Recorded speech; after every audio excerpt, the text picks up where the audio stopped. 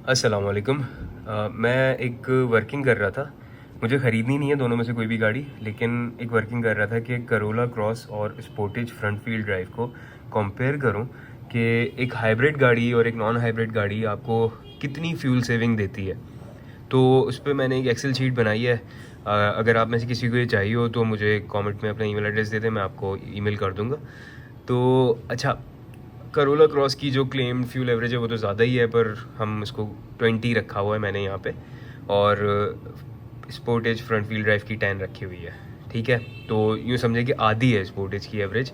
तो क्या price difference justify करता है? जैसे प्राइस डिफरेंस इनका है, करोला क्रॉस अभी है 1,278,278 की, और ये है 10 मिलियन की है करोला क्रॉस, और 8 मिलियन समथिंग की है स्पोर्टेज फ्रंट व्हील ड्राइव। दोनों के बीच का डिफरेंस है तकरीबन 1.7 बिलियन, 1.8 मिलियन तकरीबन। तो अभी जो करंट फ्यूल प्राइस चल रही है, मैंने ये सोचा कि मैं देखूं कि अगर कोई बंदा गाड़ी 3 साल या 5 साल के लिए रखता है तो कितनी फ्यूल सेविंग करता है हाइब्रिड गाड़ी रखने की वजह से। तो मैंने इस तरह से ही बनाया है। फ्यूल प्राइस पर लीटर 283 रखी है। ये आप इसको चेंज कर सकते हैं, जो भी है, मतलब मिसाल के तौर पर 250 कर दें तो सारी फिगर चेंज हो जाएंगी, लेकिन खैर अभी 283 रखी हुई है मैंने। तो फ्यूल कॉस्ट पर किलोमीटर आपको पड़ रही है 14 करोला क्रॉस में, और 28 पड़ रही है स्पोर्टेज में। ठीक है, आधी, बिल्कुल आधे का फ़र्क है। अगर आपकी डेली कम्यूट 50 किलोमीटर्स की है, उसके लिए बनाया मैंने चार्ट।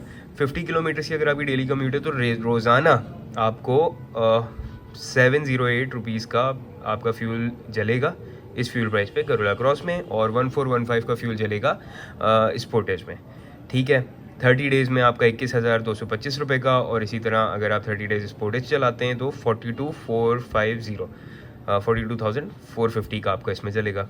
ईयरली 2,54,700 का करोला क्रॉस में, और 5,09,400 का स्पोर्टेज में। इसी तरह 3 साल अगर आप गाड़ी रखते हैं, जो कि अक्सर जो नई गाड़ियाँ ले रहे हैं वो 3 साल बाद स्विच कर लेते हैं, चेंज कर लेते हैं, और क्योंकि उसकी एक अगर फाइनेंस में देखें तो डेप्रिसिएशन ज़्यादा जल्दी शुरू हो जाती है 3 साल बाद, तो इसलिए मैंने 3 साल का रखा हुआ है, लेकिन नीचे 5 ईयर्स का भी दिया मैंने। खैर, 3 साल में आपकी जो कॉस्ट बन रही है वो फ्यूल की, वो 764,100 बन रही है करोला क्रॉस में, और स्पोर्टेज में बिल्कुल इसका डबल है।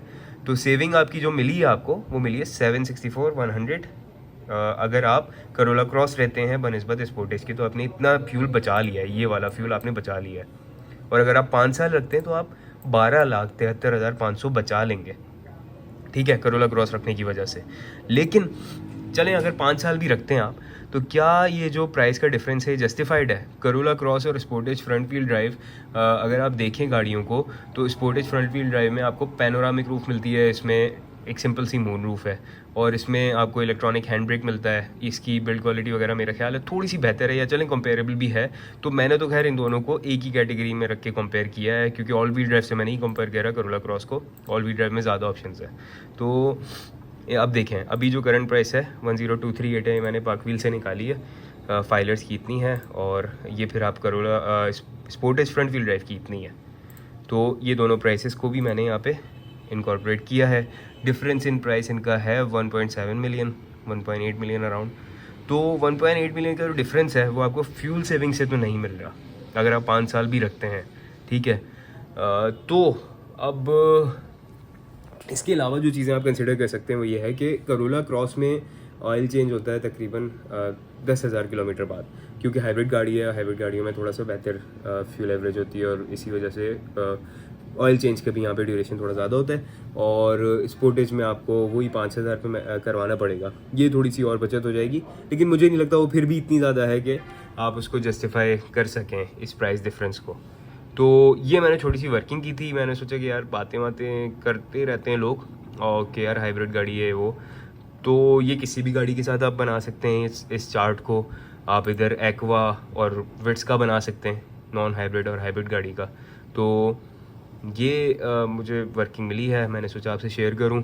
और अब आपके सामने है, अगर आप 5 साल गाड़ी रखते भी हैं तो आपने इतनी बचत की है, और फिर उसके बाद ये डिफरेंस इन प्राइस आपका जो है वो आपके सामने है फ़िलहाल जो है। मुझे लगता है स्पोर्टेज की थोड़ी और गिरेगी, और स्पोर्टेज पे डिस्काउंट्स भी हैं, उसको भी अभी हम कंसिडर नहीं करेंगे, और ये तो शायद ऑन पे ही मिले अभी, जितने इस पे हाइप चल रही है। तो तो वो दोनों चीज़ों को भी अगर कंसिडर ना करें तो इतना डिफरेंस है। तो इज़ इट जस्टिफाइड?